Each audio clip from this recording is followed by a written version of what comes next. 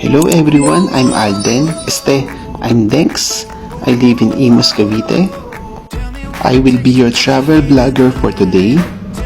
I want to show you what are the tourist spots or what can you do in the province of Cavite.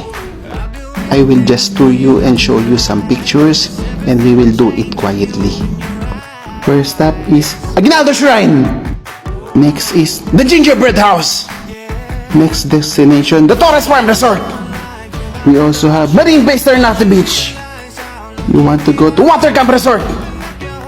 We also have Museo de la Salle. Next stop is Bonifacio Shrine. You want to swim to Balite Falls. And also Katungkulan Beach Resort.